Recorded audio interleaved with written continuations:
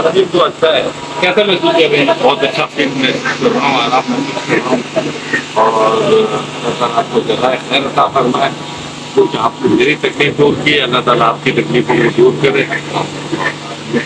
और मुझे इस बात का फख्र है कि ये ثاقب लोग अकेडमी न सिर्फ एजुकेशन में काम कर रही है, बल्कि मेडिकल में भी बहुत अच्छा काम कर रही है।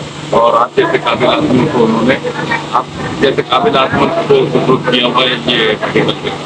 बहुत